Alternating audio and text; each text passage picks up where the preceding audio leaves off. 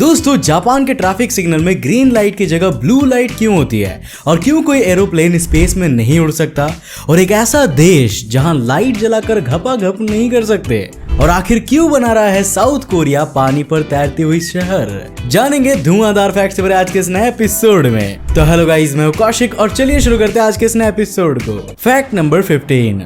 दोस्तों, दुनिया भर में कई सारे ऐसे अजीबोगरीब कानून मौजूद है जिसे सुनकर यकीन करना मुश्किल हो जाता है, और ऐसा ही एक अजीबोगरीब कानून हंगरी की राजधानी बुडापेस्ट में मौजूद है, जिसके मुताबिक इस शहर में लाइट जलाकर प्यार करना गैर कानूनी है। अब यार, ये कानून क्यों बनाया गया है ये तो बताना मुश्किल है, पर हाँ, एक बात समझ नहीं आई कि जब कोई इंसान इस कानून को तोड़ता होगा तो पुलिस इसका पता लगाने के लिए उनके बेडरूम में जाती होगी क्या? पता करना होगा जाकर। Fact number 14। दोस्तों, आप में से शायद ही कोई ऐसा हो जो कभी लिफ्ट में नहीं चढ़ा हो। कई बार लिफ्ट में चढ़ते समय हमारे आपके माइंड में ये ख्याल तो जरूर आता होगा कि कहीं एलिवेटर टूट न जाए। अब अगर आपके दिमाग में भी कभी ये ख्याल आया हो तो आज हम आपके इस डर को पूरी तरह से दूर कर देंगे।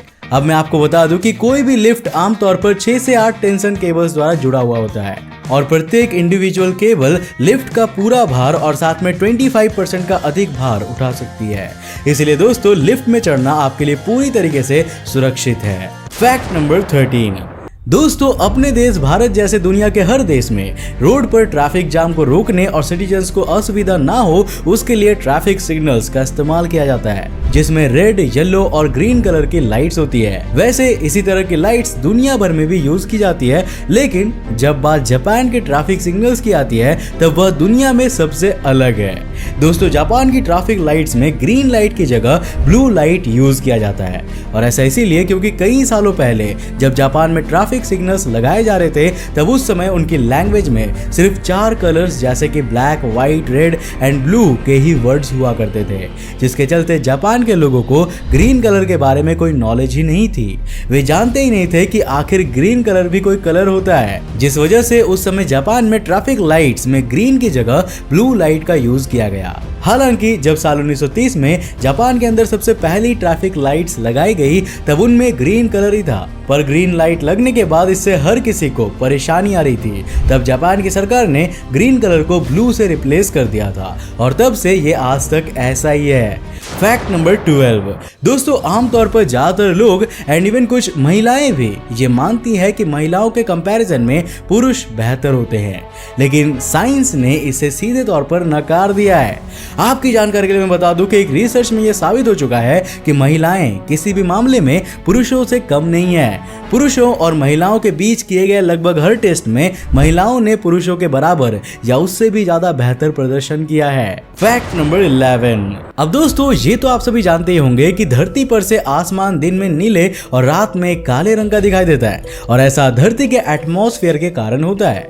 लेकिन अगर वही बात करें चांद की, तो चांद का तो कोई भी एटमॉस्फेयर नहीं है और ना ही कोई मीडियम, जिसके कारण से वहां कोई भी कलर डिफ्लेक्ट नहीं हो सकता। अब इसे आप दूसरे शब्दों में इस तरह से भी समझ सकते हैं कि स्पेस में लाइट स्कैटर करने के लिए कोई मीडियम ही मौजूद नहीं है, जिसके कारण से चाहे रात हो या दिन, लेकिन जब भी कोई आदमी मून की सतह से आसमान को देखता है तो उसे वो काला ही दिखाई पड़ता है, जिसमें ऑब्वियसली सारे सितारे चमक रहे होते हैं। Fact number 10। दोस्तों, वैसे तो दुनिया में कई तरह के अनोखे कानून बनाए गए हैं, जिसमें तलाक, मर्डर से लेकर शादी तक के कानून शामिल है, और उसी में से एक अनोखा कानून तो हमने नंबर 15 में भी बताया था।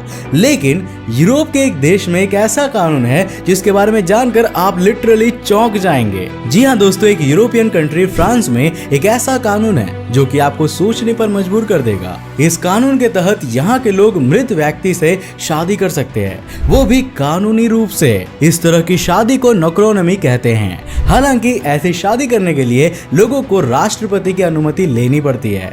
अब यह शादी बिल्कुल आम शादियों की तरह ही होती है। इस शादी में भी सभी रस्मों और रिवाजों को निभाया जाता है, बस फर्क इतना होता है कि दूल्हे की जगह पर उसकी तस्वीर होती है। Fact number 9। दोस्तों, क्या आपको मालूम है कि आप सभी ना केवल प्लास्टिक खा रहे हैं, बल्कि यह आपकी सांस के साथ साथ आपके शरीर के अंदर भी जा रहा है। अब आप सोच रहे होंगे कि आखिर ऐसा कैसे हो सकता है ना? दरअसल जलीय जीवनों के साथ साथ प्लास्टिक हमारे खाने तक पहुंच रहा है और हवा में घुला हुआ प्लास्टिक हमारे सांस लेने पर अंदर जा रहा है। एक रिपोर्ट के मुताबिक लगभग 2.5 लाख टन प्लास्टिक समुद्र में तैर रहा है। अब प्लास्टिक ना तो जैविक तरीके से विकसित होता है और ना ही ये पूरी तरह खत्म होता है। ये बहुत ही छोटे छोटे टुकड़ों में टूटता ही चला जाता है। 5 मिलीमीटर से भी छोटे टुकड़ों में समुद्र में जो प्लास्टिक कचरा है उसे मछली अपना भोजन समझकर खा लेती है और उनके माध्यम से ये हमारे खाने तक भी पहुंच रहा है। प्लास्टिक हमारे फूड सिस्टम का हिस्सा बन चुका है और यह हमारे लिए चिंता की बात है। डॉयच वेले की रिपोर्ट के अनुसार हम एक हफ्ते में करीब 5 ग्राम माइक्रोप्लास्टिक खाते हैं, यानी एक क्रेडिट कार्ड के बराबर। अब आमतौर पर यह धारणा है कि माइक्रोप्लास्टिक केवल समुद्रों में ही पाए जाते हैं, लेकिन दोस्तों ऐसा नहीं है, बल्कि ये हर जगह पर मौजूद है। माइक्रोप्लास्टिक तो आजकल हमारे हवा में भी घुला हुआ है। फैक्ट नंबर 8, दोस्तों दुनिया में बहुत सारे ऐसे लोग हैं जिनके पास रहने के लिए अपने घर नहीं है और वह किराए के घर में रहने को मजबूर है।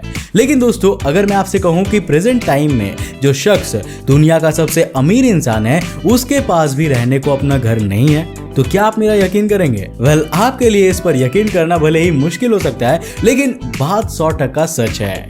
इलोन मस्क, जो कि फिलहाल 264 बिलियन नेटवर्थ के साथ दुनिया के सबसे अमीर इंसान बने हुए हैं, उनके पास अपना एक भी घर नहीं है। दरअसल साल 2020 में उन्होंने शपथ ली थी कि वह अपने पास एक भी फिजिकल पोजीशन नहीं रखेंगे। उस समय उनके पास 7 आलीशान घर थे। शपथ लेने के बाद उन्होंने अपने सभी घरों को बेचना शुरू कर दिया। अपने आखिरी घर को बेचने के बाद फिलहाल वह एक किराए के मकान में रह रहे हैं। फैक्ट नंबर 7, अब दोस्तों स्पेस में फैला सैटेलाइट और रॉकेट का कचरा यानी कि डीबरी बाकी स्पेस मशीनरी के लिए खतरा तो है, और साथ ही साथ धरती से स्पेस में ट्रैवल करने जा रहे स्पेसक्राफ्ट्स के लिए भी एक खतरा है, जिस कारण से नासा की टीम किसी भी स्पेसक्राफ्ट के लॉन्च होने के कई दिनों पहले से उन डीबरीज पर 24 घंटे नजर बनाए रखती है, क्योंकि स्पेस में एक छोटी सी भी चीज भारी नुकसान पहुंचा सकती है। और ऐसा ही कुछ स्पेसएक्स के ड्रैगन कैप्सूल के साथ हुआ था। दरअसल जब स्पेसएक्स के ड्रैगन कैप्सूल को लॉन्च किया गया था तो नासा को लॉन्च होने के बाद पता चला कि इसके आसपास एक डीब्रीज घूम रहा है, जिसके चलते इस कैप्सूल में मौजूद सभी लोगों को सतर्क कर दिया गया था। लेकिन वो डीब्रीज बिना टकराए ड्रैगन कैप्सूल से करीब 45 किलोमीटर की दूरी से निकल गया। फैक्ट नंबर 6, दोस्तों समुद्रों के बढ़ते जल स्तर के कारण बाढ़ की समस्या से निपटने के लिए साउथ कोरिया में जल्द ही दुनिया का पहला तैरता हुआ शहर बनने जा रहा है, जहां लोग बहते हुए समुद्र यानी कि फ्लोटिंग सिटी में अपना आशियाना बसा सकेंगे। इस प्रोजेक्ट को साउथ कोरिया के बुसान कोस्ट पर तैयार किया जा रहा है। इस अनोखे प्रोजेक्ट को यूनाइटेड नेशंस की ओर से भी हरी झंडी मिल गई है। इसे ओशियनिक्स कंपनी द्वारा बनाया जा रहा है और दावा किया जा रहा है कि इस फ्लोटिंग सिटी पर बाढ़ का कोई भी असर नहीं होगा। अब मैं आपको ये भी बता दूं कि साल 2025 तक इसके पूरे होने की भी संभावना है। फैक्ट नंबर 5, अब दोस्तों अगर आपको एक साथ 2 लोगों से प्यार हो जाए तब ऐसी स्थिति में आप किसे छोड़ोगे? Well, according to the psychology आपको उनमें से पहले वाले इंसान को छोड़ देना चाहिए, क्योंकि अगर आपको पहले वाले इंसान से सच में प्यार होता तब चाहकर भी आप दूसरे से प्यार नहीं कर पाते। फैक्ट नंबर 4, दोस्तों हम इंसानों की फितरत होती है कि हम सिर्फ उन्हीं चीजों को अहमियत देते हैं जिनसे हमें कोई फायदा दिखता है, फिर चाहे वो चीज कितनी भी कठिन क्यों ना हो। जैसे कि अभी तक आपने सुना ही होगा कि अमीर लोग एरोप्लेन के बिजनेस क्लास में सफर करते हैं। अब आप में से कुछ लोगों ने भी किया ही होगा, पर अगर आपको ये लगता है कि सिर्फ अमीर लोग ही बिजनेस क्लास में सफर कर सकते हैं तो मैं आपको बता देना चाहता हूँ कि आप बिल्कुल गलत हो, क्योंकि यार ओलंपिक्स में भाग लेने वाले घोड़े भी एरोप्लेन की बिजनेस क्लास में सफर करते हैं, जहाँ उन्हें तमाम सुविधाएं मिलती है।